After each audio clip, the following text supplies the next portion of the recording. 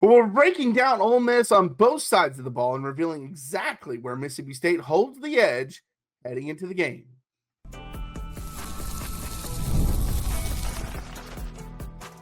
You are Locked On Mississippi State, your daily podcast on the Mississippi State Bulldogs, part of the Locked On Podcast Network, your team every day.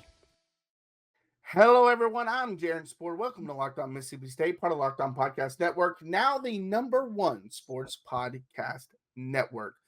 I'm a national college football writer at Athlon Sports. That's Landon McBride. We've got our preview show for you today on game day, so it's going to be different. It's going to be a lot of fun. So we'll preview, as if you don't know, if you're new to the program, the everydayers know this, but if you're new to the program, every game week on Friday, we preview the offense, we preview the defense of the other team, and tell you the advantages Mississippi State has in the game. And then we end up with next up in Starkville, which is our prediction for the game. So hopefully this isn't the last one we're doing of the season. Hope so. Yeah. So first, let's dive into the offense. Landon, what have you seen from the Rebels offense? A lot of explosive plays, which is a hallmark of Kiffin's offenses. And I mean, it changed when Trinidad Chambliss became the starter. Those first couple games with Austin Simmons did not look good. And then Chambliss came in and he's good. I think at one point earlier in the year, I said he might be the best quarterback in the SEC. Don't really think that anymore, but he is very good. He extends plays. He's a threat in the running game, not to like a degree that, you can build an offense around it, but he'll keep some and make some people miss. Only has 3 picks on the year too. So he takes care of the ball pretty well. Yeah, that was the thing I was going to say that stands out to me the most. Ole Miss as a team doesn't really turn it over, and he's been a saving grace for them, because where would they be if not for him? I mean, Austin was kind of struggling to start the season, then he got hurt, and maybe he comes back from the injury and plays like the Austin Simmons they thought he could be. But Trinidad has saved the team. I mean, he's completed 65% of his passes, almost 3,000 yards, 14 touchdowns, 3 picks.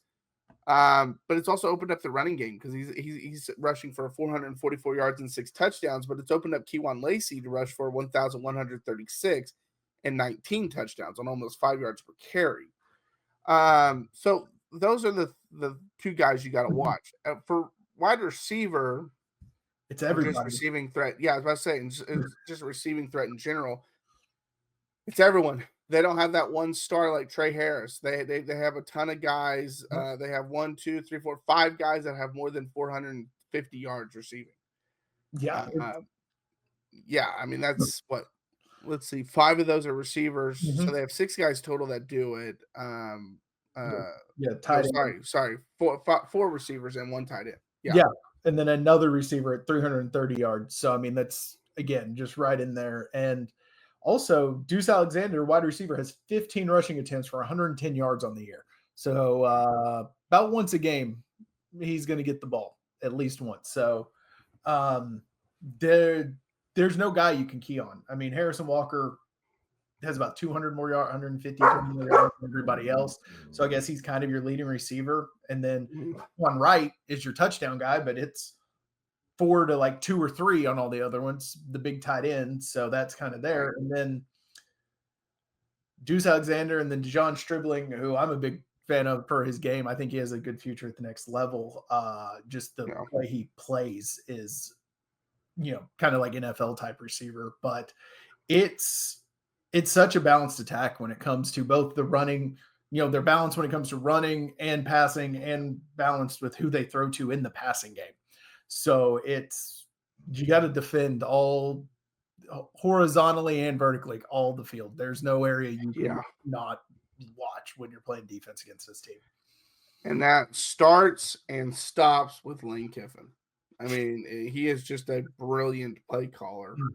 I kind of put, and maybe I'm forgetting someone, but I would put him, Lincoln Riley, Steve Sarkisian. Those are kind of the 3 that I kind of point as the best play callers in college football. And they're all 3 head coaches, ironically. I do think Ryan Grubb from Alabama, the coordinator, obviously not head coach, he's up there too. But yeah, I mean, he's just a brilliant play caller, and he makes things really difficult for your defense. Now, another thing that he does that makes things difficult He likes to go for it on fourth. I mean, he knows he's an offensive coach and he's an offensive gambler.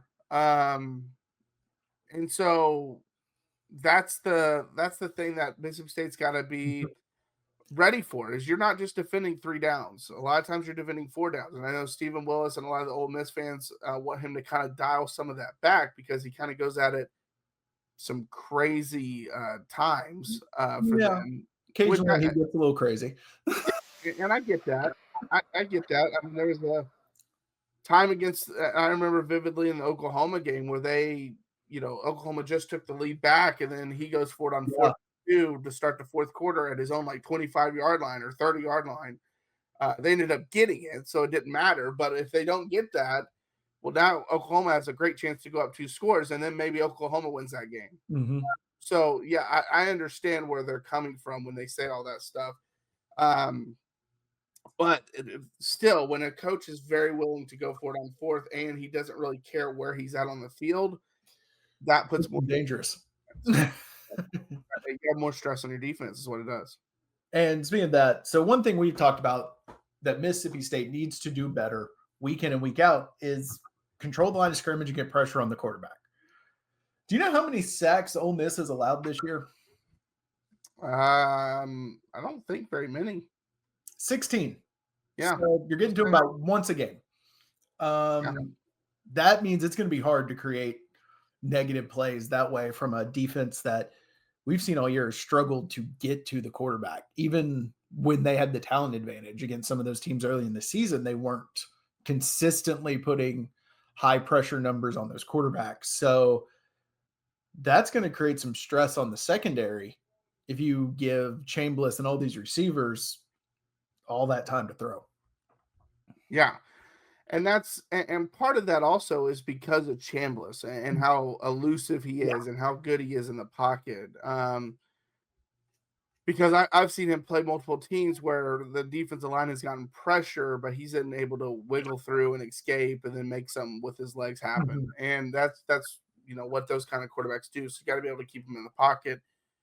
And the biggest concern for Mississippi State, in my opinion, is haven't been able to create pressure on anyone, like you mentioned. And so that's kind of a worry for me heading into the game, is even if they create the pressure, he's still so good at squeaking out, and guarding a mobile quarterback is already hard as is. It's even harder if you're struggling to get to the quarterback. And I will say this also, he has a lot of dual threat quarterbacks kind of get a misconception about them, or they can't throw it. He's a really good thrower of the football.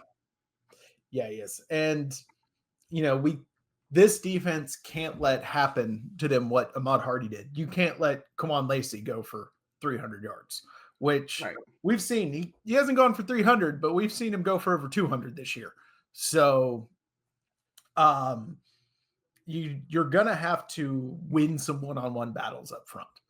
The defensive line and those linebackers are going to have to beat some of those guys to get a free rusher at Chambliss, at Lacey, to try to create a negative play here or there. Because if you don't put some pressure on him and force him into some bad situations, he's just going to sit back there and pick you apart. Because we talked about the 5 receivers over 450 yards receiving. They're not without options. If you give this guy time, he's going to find him, and it's going to add up quick. Yeah, and so the one you're asking, okay, you talked about Mississippi State for 9 minutes, or Mississippi for 9 minutes. What is the benefit for Mississippi State? Again, I still think it's the secondary, because that's the best unit on Mississippi State's defense. The bad thing is, as we mentioned, that's not really the strength of Ole Miss, is at the receiver position. Mm-hmm. I mean, it's a strength in terms of they have so many guys, but it's not a strength in terms of they have these elite guys that you have to really like Tennessee has 3 guys in the top 10 receiving yards. Like, it's nothing like that. So this really isn't a good matchup for the defense, especially what we've seen the last 2 weeks running the football for Georgia and Missouri. Like, this is a very bad matchup for the defense. But if you're able to make them one-dimensional, then you have more of a shot. And making them one-dimensional is going to have to be stopping the passing game, whereas like against Missouri, you could have made them one-dimensional by making them run the football, but they were going to run for 300 yards and beat you. Yeah. You got to be able to shut down the passing game. So the secondary is going to have to play good football. Mm-hmm. The issue on that, again, though, is because you don't get pressure with your defensive line, now they could be really good on the first, part of the play. But then if it breaks down and Chambliss gets out or Chambliss just sits in the pocket and lets things develop, that's when things can get difficult. Yeah, and this isn't like the Arizona State matchup where you can just put Kelly Jones on Tyson and be like, all right, we're good. Like, you can put him on Harrison Wallace, but it's not like this team is now without receiving options. That's the issue. And also, we don't know if Isaac Smith is going to be exactly what he's going to be out there on the field with all the injuries he's dealt with. So can't really count on him to remove a tight end. So it's a tall task. Yes, there are some places they can find a slight advantage, but it's going to require them to play up and for Hutzler to call a great game and he's going to have to push the right buttons at the right time. Yeah, for sure. All right, coming next, we're going to talk about Ole Miss's defense. This is where the biggest advantage is for Mississippi State. It's not close. We'll talk about that coming up next. All right, well, the holidays always feel a little easier when you already know the perfect gift, and Omaha Steaks makes it almost too simple. Whether you're treating yourself this season or sending something memorable to family and friends, Omaha Steaks delivers handcrafted perfection right to their door. And this week is the best time to jump in because their cyber sale is here, and the deals are huge. I've given Omaha Steaks as a gift before, and the reaction is always the same: excitement when the box arrives and even bigger smiles when everything hits the grill. The quality is exactly what you hope for: incredibly tender steaks, rich flavor, and meals that make hosting or weeknight cooking easier. And the variety is underrated: steaks, burgers, comfort meals, sides, desserts. It's one of those gifts that truly fits anyone.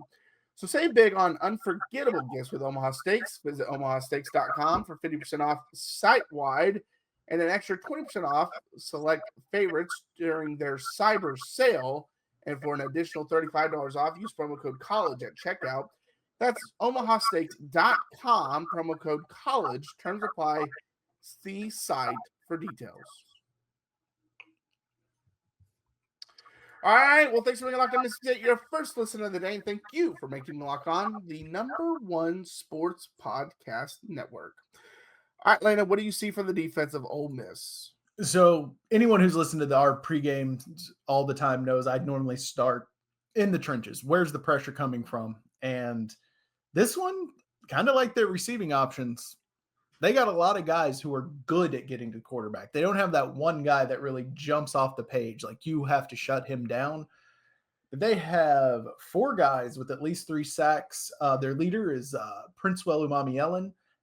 Also leads them in tackles for loss with 9. So he's the linebacker. He's the disruptive force. But it's kind of a group effort between him, Cam Franklin, William Eccles, and Zxavian Harris, like really just getting to the quarterback. And so those are the guys you're going to have to stop from wrecking your game plan, both passing the ball and running the ball. Yeah. That's the thing. I think, and we talked about it we talked about it a little bit on yesterday's episode, that I think Mississippi State really has an advantage in the passing game. And I think they can also have some success running the football. We saw them give up explosives in games before. But I think they can have a really successful day in the passing game just because Ole Miss constantly blows coverages if you watch them play games. And now they got to hold up in pass protection to get to those blown coverages, and that's going to be the biggest key. And if they're able to do that, I really think Mississippi State has a big advantage there and could put up a lot of points. This could be a shootout. It really could.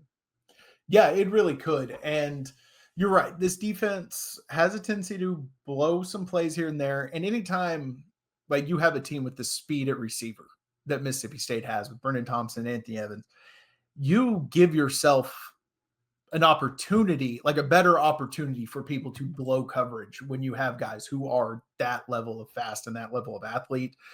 The problem is, as we've seen, as the injuries have kind of piled up along the offensive line, they can't always hold up long enough for Shapen to take advantage of those guys getting behind the defense.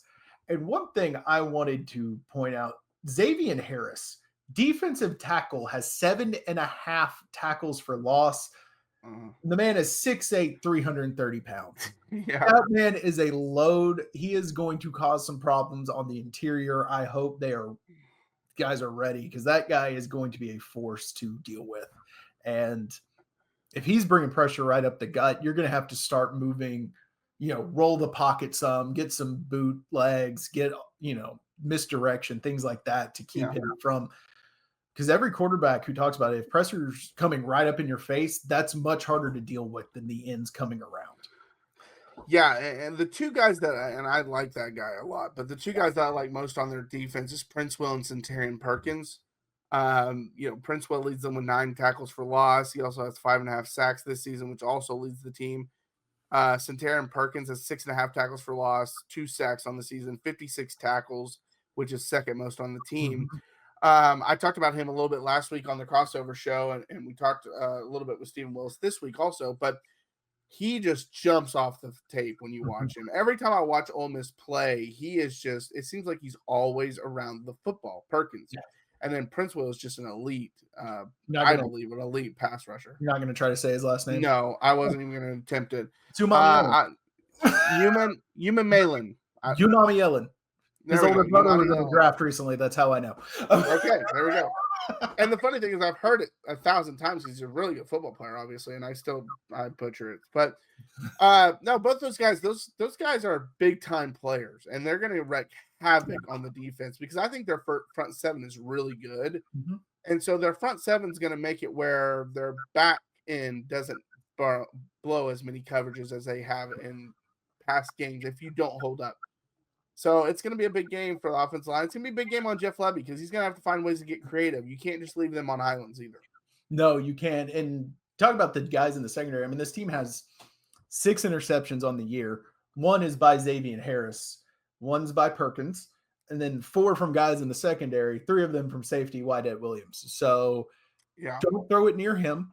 Throw it somewhere. She also has 7 pass deflections. Like he's been really good this year. He's a great coverage safety.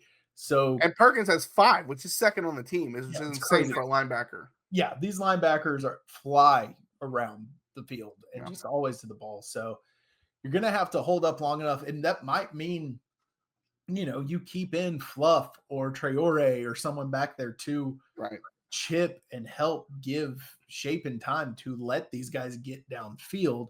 Now, the problem with that is it's less guys in the routes. So there's more coverage guys for your receivers, and you have to pretty much rely on them, their speed just beating someone. Yeah, and it can. We've seen it. It can be. Yeah, so, I mean, but again, like you said, you got to hold up. All right, coming next, we will give our prediction for the game, so don't go anywhere.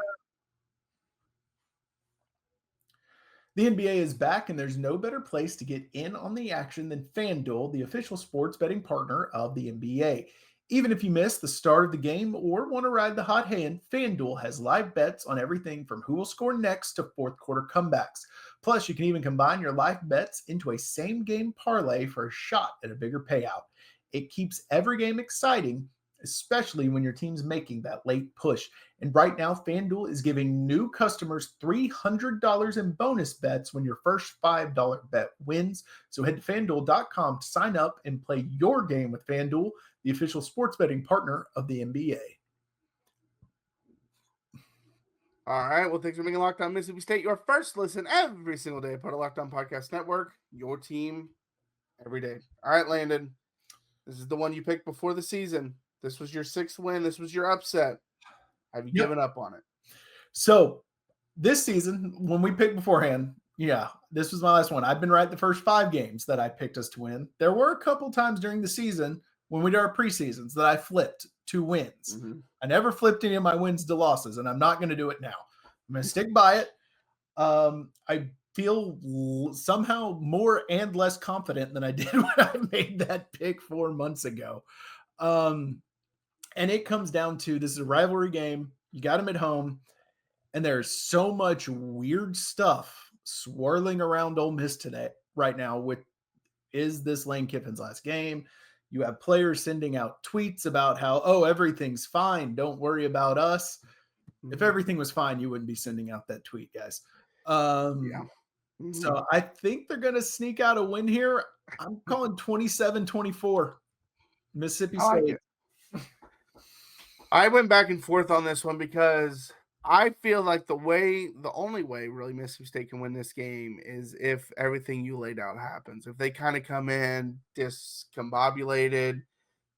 Earlier this week we read the schedule or the record of outgoing head coaches in this game. Like if it was something like that and they just weren't prepared and there's, a dysfunction going on, then that's the way Mississippi State's got to win the game. Because that also would be, pun intended, their first egg of the season. Yeah. For Ole Miss. And they typically do that under Lane Kiffin. And Lane Kiffin's teams in general, not just at Ole Miss, typically do that. Yeah. And so it's like, okay, well, maybe this is the game that happens already. I just think it's such a bad matchup overall because what Ole Miss does best offensively, that is what has shredded Mississippi State the last 2 weeks. And that's running the football. And I think Trinidad is it's not even a hot take to me. Trinidad's the best quarterback they faced of the last 3 games, or in the last 3, including this one. He's better than Gunnar Stockton. He's better. And I know Gunner's having a good year, but he's better than Gunnar Stockton, and he's better than Zollers or whatever his name is from Missouri. He's better than Bo Perbula, who didn't play in the game, but he's better than him too. I honestly think he might be the second best, maybe even the best quarterback in the SEC, Trinidad. He's right there. I'd go Ty Simpson probably first, but you can rattle him a little bit. But yeah, I'd probably go Ty, and then I'd go Trinidad right after that. I just think he's been really good this year. And so that's the thing about this one is Gunner threw all over you and they ran all over you.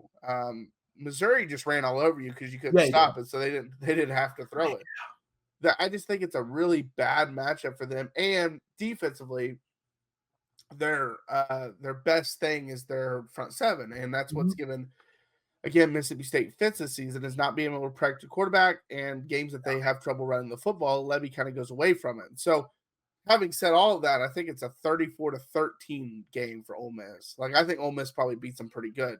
Now, with that being said, the caveat is that they come out and lay an egg because of all the stuff that's going on with Lane Kiffin. And I do think come tomorrow, he's taking the LSU job. I don't know that from a fact. I don't know, I don't have sources or anything. I just believe they're going to announce he's taking the LSU job. Maybe they've been able to do some work this week to get him to commit and come back, but I think he's taking the LSU job. And I think the players know that because those tweets, and I get your take on this, they came more across of a let's send him out on a good note kind of tweets. Yeah, I kind of did. It didn't come across as like he's staying. It came across more as like, oh, we've had this great season with him. Let's end it the right way. It sounded like guys who knew their coach was gone, and whether it's let's send him out the right way or we can still make the playoff if we win. Let's not derail our season because of his choices. Right. And yes, everything you laid out is exactly right. And there is no logical reason for me to think Mississippi State could win this game. There was no logical reason for me to pick him over Missouri, but because I did it before the season, I stuck with it. So I get it. And it's a rivalry game. We've seen weird things happen in not just in this matchup, but in every rivalry ever. I mean, there has been insane things happen. Teams that shouldn't beat someone by 3 touchdowns when they should have lost by 4. I mean, we've seen crazy things happen. And I just feel like all the cards are stacking up for either a blowout Ole Miss win or Mississippi State squeaks out a victory. Yeah. Hey, I hope it happens. Me too. I mean, I really do. It'll be much better on Monday. It'll be a much more fun Monday, and it won't be our last time talking about football. So it'll be a much better off season too. Yeah, it will be. So. All right, well, thanks for making Locked On Mississippi State your first listen today. For your second listen, check out Locked On SEC. Chris Gordy breaks down the best conference in college sports from the rivalries to the championship and every game in between. Find Locked On SEC on YouTube or wherever you listen to podcasts, part of Locked On Podcast Network, your team every day. I'm Jaron, talking about Work Over at Athlon Sports. That's real quick. Also, we post on social media, so follow us on YouTube, Instagram, TikTok, Twitter. We post daily videos Monday through Friday. Obviously, this will be our social media pregame video because the game is 5 hours away from beginning, or depending on when you listen to it, it could be happening right now. So, so there will be no pregame short that we post. We will have a post-game reaction though, so don't miss that. But until next time, let's get it done, guys. Hail State! Hail State!